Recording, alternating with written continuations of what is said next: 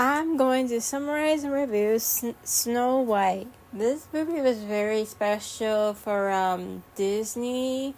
It's because this is the first anime movie they did, and also it's also Snow White is the first Disney princess and all. But saying that is a bit kind of weird to say that because Disney princess was made in the 90s and the early 2000s, and so it's more like Snow White is the first adaptation fairy tale for Disney, and this movie had to be very special for them.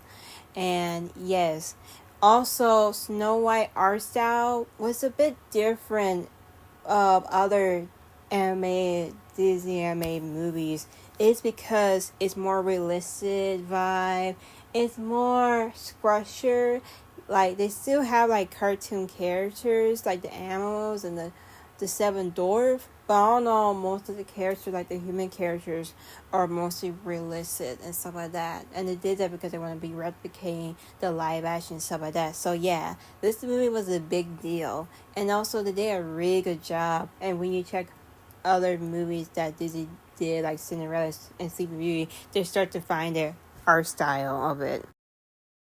Snow White. What I think of her is that she is very sweet, very soft, very childish type way, and you get this euphemism vibe to her. Even though she got some nice makeup, and I would say, but she got that child type light, and she looks so pretty. And I really like the primary colors, like the red, yellow, and blue. It's just so cute and sweet. Got that apple type vibe, and a lot of people like to like dress like her because they like apples, and you know, and yeah, she is just so nice and so sweet. She was like so nice enough to clean the Seven Doorf house, even though she pretty much like felt tired of running all over and felt so scared of seeing these monstrous trees. And she literally cleaned up the Seven Dwarf house and helped them out, and got this like good empowerment of like what a girl needs to do, like a nice responsible girl. Snow White is another thing that's interesting about her is that she literally had to deal with this mean evil queen, and she forced to wear these rags, forced to clean and stuff like that.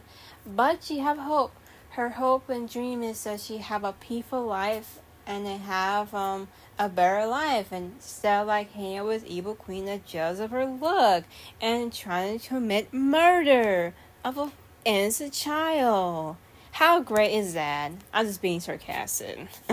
So yes, she wants to be free. She wants to like able to like have a better life. And so when she like heard that the hunchman trying to like kill her, and the hunchman warned her that the evil queen trying to commit the murder on her, so yeah, Snow White literally run away because she wanted to be safe, and so she saw a college of like Seven Doorf, like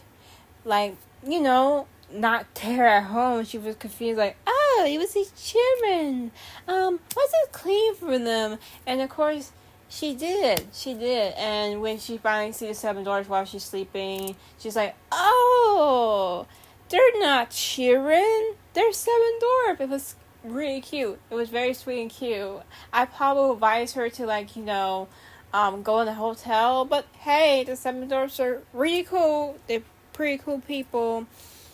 They actually was really nice of her. They're nice enough to helping her out, and Snow White helping the Seven Dwarf out and stuff like that. And that was the most iconic moment when she made that pie, right? A lot of people think it was apple pie, but actually it was goose pie. It was goose pie. It was kind of a bit weird and stuff like that, but it's very interesting. But do you know that goose pies, they're like banned in the United States, so a lot of people were able to make apple pie, but a lot of people couldn't make goose pie because of that, The evil queen. She probably the first Disney villain too, after all. Okay, that's interesting.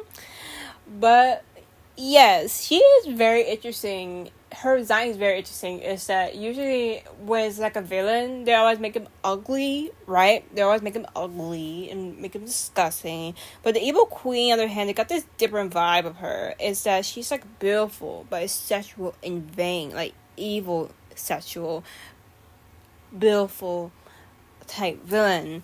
And she got that vibe already. She got her vibe already, and her design is really good. It's so interesting that they got the bold idea of like having her hair wrap, then her showing her hair out and stuff like that. It's so interesting. It's so bold that they did that. And also interesting thing about her character is that she's very jealous of Snow White. So jealous of Snow White. In fact, she's trying to convince the hunchman to murder her, right?